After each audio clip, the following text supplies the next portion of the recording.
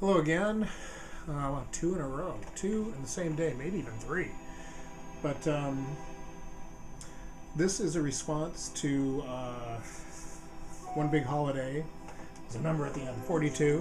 One Big Holiday 42. Andy, I believe, is your name. I'm bad with names to begin with. I got to remember a username and a person's name. So Andy, I know it's. I'm pretty sure it's Andy. It's not. I'll learn it. That's for sure. Just to respond to your thread, and your first thread, which made me do a lot of thinking, and there's no way to win on this thread. It just makes me crazy, so I'm just going to do it. And tomorrow, if I was to do it again, I'd answer probably with totally different answers. I'm going to do it backwards, too. Scribble down your questions. You had a lot of questions. And interesting. Good ones. But I'm going to start with the 5 Desert Island discs, which one of them is playing right now, and that is T-Rex, the very first T-Rex album, the 5th album by Mark Bolan. He did 4, is it 5th or 6th? I think this is the 5th album. He did 4 as Tyrannosaurus Rex, and then he changed on this album and just shortened the name T-Rex. This is just great. This is one of those pivotal albums between what he was doing before and what he was doing just before he did Electric Warrior. In fact, Electric Warrior was the next album after this. So it's a real interesting album. It's solid all the way through for me. It's got everything I like about his earlier work and what I like about what was about to come afterwards. So this one just called T-Rex. This is a Japanese pressing that I picked up. It's a re-release Japanese pressing, but Japanese pressing nonetheless. It used to, I think it was original. I'm pretty sure it was originally a gatefold. It's like this. It's meant to be gatefold open, so you see the entire image there, but it's not a gatefold, so I can't open it up and show it off. It does have a nice little insert, like all the Japanese pressings do. Japanese pressing is always great packaging. Although I was a bit disappointed that it wasn't the gatefold. I'm assuming I've never really seen an original of this. I'm assuming it's a gatefold because it's just made that way. Yeah, I'm gonna do this later because it'll take forever for me to get that back on. It just makes sense that it would be a gatefold because this. And this, when you open it up, you get the whole thing. I'm pretty sure it was a gatefold, the original. And it should be again. And I will try to find it. So you can maybe add that to maybe I'll mention that when I get to the Whales, which would be to find an original T-Rex album, because that is one of my favorite albums. Also on that Desert Island would be the German pressing of Revolver. Been showing Revolver a lot lately. But the German pressing, just because of what I said in my other posts, the post about the Beatles that I put up recently, it has that warm tube sound. Sgt. Pepper is great. They have, you can't go wrong. You just pick any album and you'd be happy with it from the Beatles catalog. But this one has a little bit of everything. What they did before, what they are doing at the time, what they were going to be doing in the future. So that's on the list.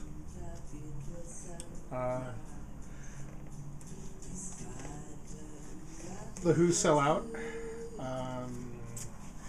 This is just a great album, again, from the sort of Sgt. Pepper era, 67, 68. Probably my favorite Who album. I'm a big Quadrophenia fan, but this one was a pretty succinct one-disc album from the Who that has, again, everything that they pretty much encompassed throughout their career. So that guy's on the Desert Island as well. Elvis Costello, my favorite Elvis Costello album of his career. I have a number of favorite albums of his, but Get Happy, this one is my favorite of his. It's just has a lot of sentimental value, and it's just a great album. All the way through, 20 songs, 10 on each side. A couple of covers, fast-paced. There was an album that came out in the U.S. that mirrored this a little bit. It actually collected a lot of the B-sides. It's called Taking Liberties. It was released in the U.S. only, around the same time or after this had been released.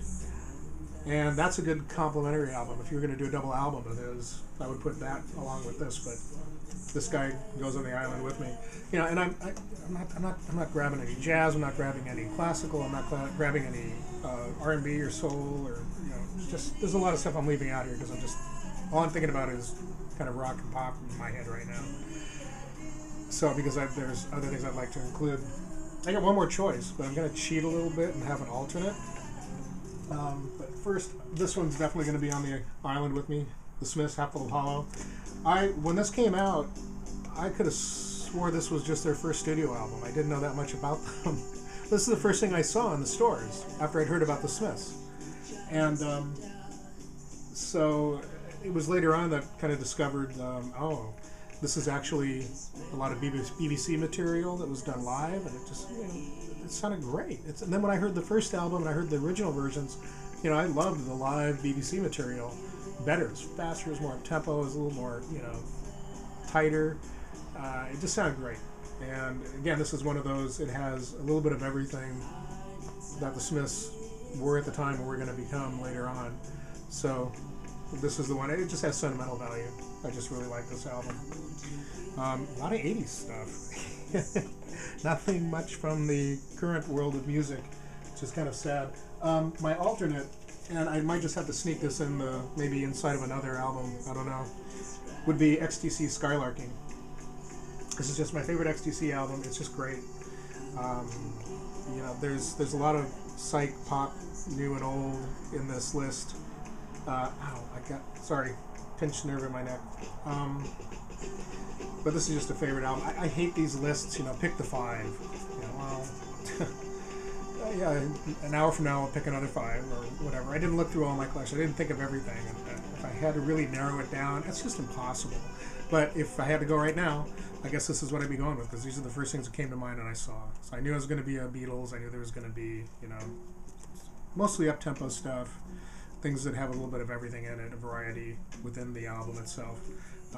Things that remind me of, you know, things that remind me of my past and good times. So anyway, that's the Desert Island question today. Like I said, I could do a Desert Island collection tomorrow, and it would include, I don't know, Marvin Gaye's Here My Dear, or his, I think it was his last album from Motown, In Our Lifetime. Both great albums. In Our Lifetime, so difficult to find on CD. I have both two CD copies and an LP, a vinyl copy of it. So, and you know, lots of Blue Note jazz. I would love to include a lot of '60s Blue Note jazz. I don't have a lot of that on vinyl, but that's something that I would like. In fact, let's go to influential person first. When I think of a person who really introduced me to a lot of music, it would be my friend Don over in Port Angeles. Don, if you're still watching my clips, this is for you. In fact, Don, you know, when I met Don at a record convention, at a record show over at the Seattle Center, and back in, I don't know, 84, 85, something around there, somewhere around there. And I was going from like cellar to cellar, vendor to vendor, in the big open space, looking at everything, and I kept noticing in the corner of my eye, there's this tall, you know, blonde-haired guy kind of following. He was always right behind me, sort of looking over my shoulder what I was doing. I thought, oh, well, okay, it just happens to be going along in the same booth as me. I didn't think anything about it until I was done and I left and I was going to walk home. And all of a sudden I hear this, excuse me, or he got my attention somehow in the street just outside of the music show, and I turned and it was that guy. And I went, oh, this is weird. This is, what's this going to be? And he just said that, you know, hey, I was watching you in there. You seemed to know what you were doing. I was really interested in the albums you were picking out and looking at. You're asking really interesting questions of the sellers. And we just, right on the street there, we just went back and forth. We just hit it off immediately. And he was showing me what he had picked up. I was showing him what I had picked up, and we talked for about a half an hour, I think, on the street corner there, and exchanged information, I think phone numbers or just locations, or you know, just ways to get in contact with each other, because I just recognized, hey, here's somebody I can talk records with. You know, probably the first person. that I could actually sit and just talk music with and talk record collecting with. And then, you know, became friends after that through music. And he was had much more expanded music vocabulary than I did at that time. He's a few years older than I am, so I'll blame it on that. Sorry, Don. But you know, I remember one. He was living in the U District at a house. At this point, I'd moved back to the U District and was living very close to a record shop, very dangerous. But I was able to walk over to the house he was staying at, he was living in, and he had housemates. They had parties with live bands in the basement. Unfortunately, never got to attend any of those for various reasons. I think they were sort of, I don't think they threw any parties after I'd gotten to know Don, but anyway. He had a lot of music, including, he was playing at one point when I was visiting, this album by XTC. Well, we were listening to this and I recognized the song Making Plans for Nigel, which I'd heard, but I really didn't know that much about XTC. So he introduced me to XTC, basically, which is one of my favorite bands, probably after the Beatles. I love this band. They're great. And from there, he was, he also played, I don't think he put on Mummer, although that became a big favorite of mine, but he put on the current album that just came out, English Settlement.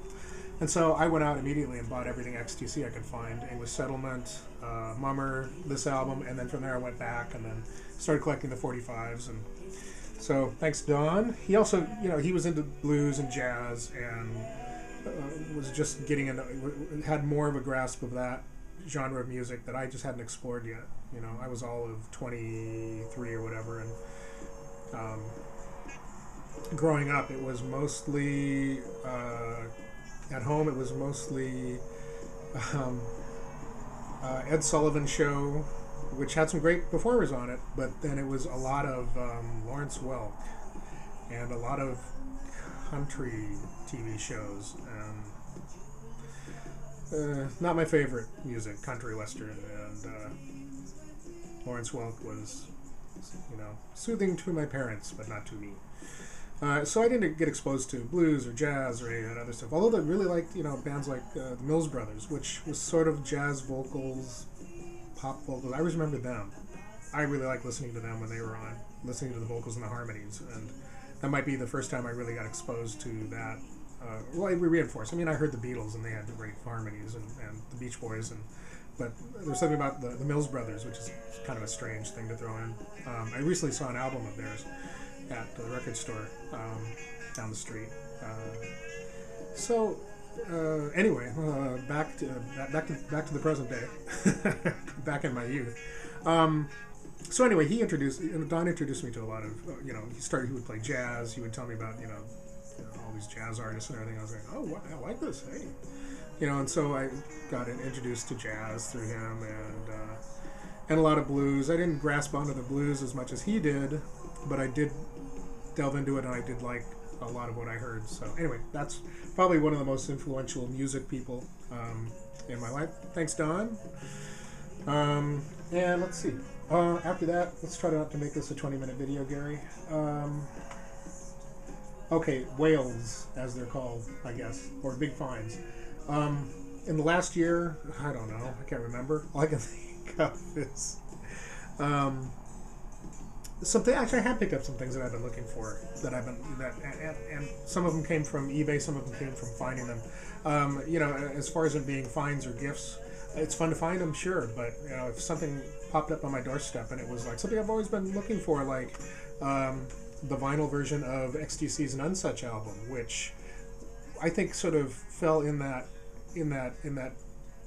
dry period of vinyl when it was really going out of phase because of CDs, and before the re-explosion of vinyl came along. And so they made a vinyl copy of this album, None Such, but they never released, but they didn't release very many of them, and I never even saw it, that I remember.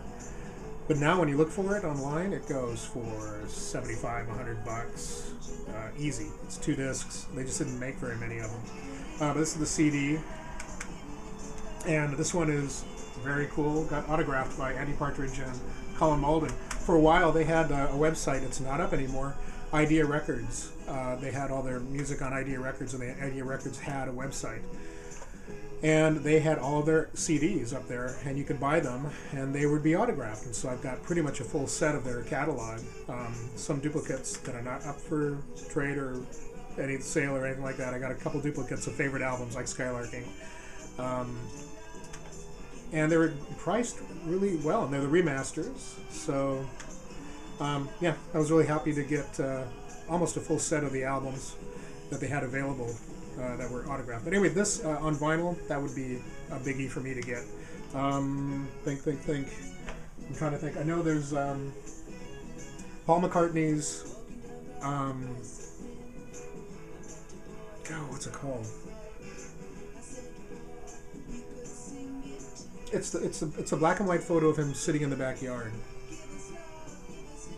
I can't remember the name of it right now. It's just out of my head. But it's a very good album. In fact, I saw the tour for that album, but apparently it did come out on vinyl. It's a black and white photo on the cover of him back in *63. Somebody in the family, probably his brother, took a photo of him looking out the family window in the backyard, and Paul sitting there strumming his guitar. And of course, it'll come to me as soon as I stop recording this. That's another one that's tough to find on vinyl at any reasonable price. I've been tempted to plunk down the money for it, and there's been a couple that went for a reasonable price, but I just missed out on them. So that's a tough one to get. And also Driving Rain, which is the album that came out before that, I think. Yes. Album that came out before that. That's a tough one to get on vinyl. It's not my favorite album of his, but it would be nice to have that for the collection. Why I stopped buying the vinyl, I don't know why. I just did at some point. But I did pick up a lot of the 12-inch and the 7-inches that went with it. But I didn't pick up the albums. It may have been that it was just difficult to find those at the time. They were making a few of them, and they were only UK pressings, and who knows? I don't know. But some others that I picked up recently, as far as them, is a from the Mobile Fidelity box, the Beatles White Album original master recording. This isn't from the box. This is just the release, and I got this at a great price on eBay. I was just amazed. It just sort of went up it went up as a buy it now, and I think it just had been listed. I saw it and I nabbed it. I think no, it wasn't a buy it now. It was an auction, but I got it for like $60. And these, the White Album in this condition of the Mobile Fidelity, easily over $100 more. And people will list these for $150. So when I got it for $60, I was doing the happy dance. I thought that was great.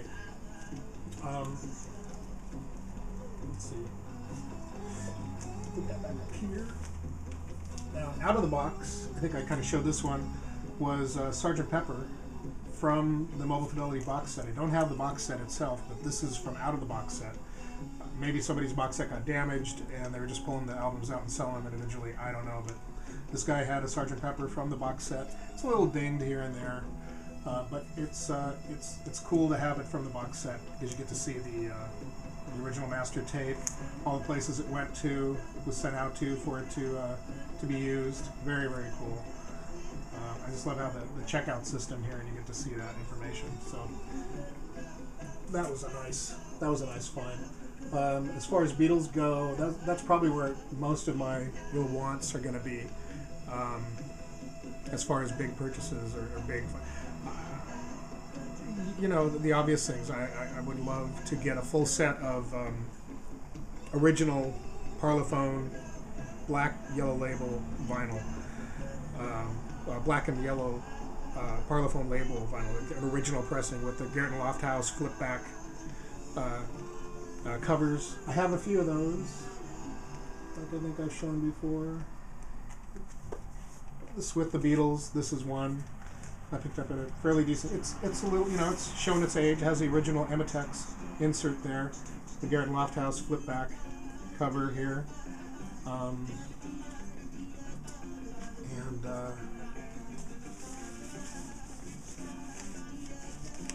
As I damage the album.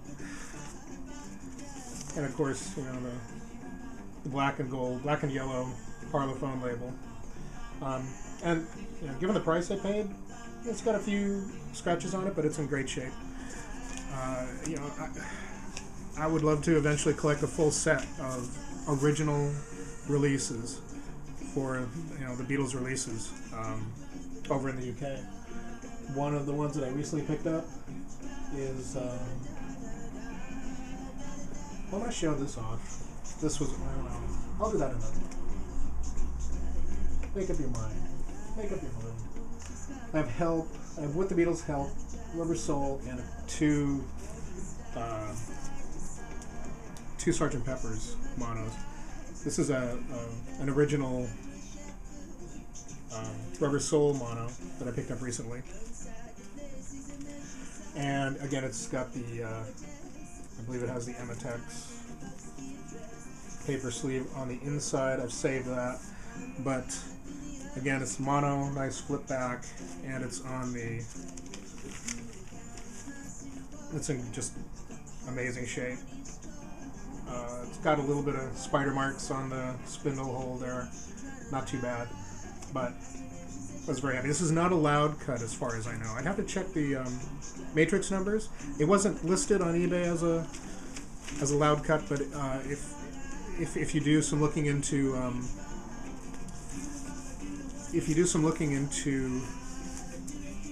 Rubber Soul, there are ways of telling whether or not you have a copy that is considered the loud cut. And the original, this is turning into a Beatles post, the original pressing of Rubber Soul used a master that was incorrect. And you can tell by the matrix numbers, I think. I have to look up exactly what it is that you have to look for in the matrix numbers. But and initial pressings of it had the incorrect master, and it was pressed too loud. And so they were released, but then they were very quickly, they repressed the master, and they started pressing up more of them, more of Rubber Souls. But the first ones had that incorrect loud mix, loud pressing, and those are very well sought after. I don't think this is it. This is one. I'd have to check the numbers. It'd be a nice surprise if it was, but that would be a whale for me. There's a bunch of them, especially Beatles stuff. So, and you know, there are a lot of others from other bands. It's just, wow, I could just go on and on and on, and I should stop, because there's one more thing. Well, no, that was it. Whales, I have one. I think I took care of everything. Yeah. So there you go. Good thread, Andy. Made me think a lot, which hurt my brain. And I think it's going to be a record for me posting clips. People are going to be just sick of me. But I usually save all my postings for the end of the week.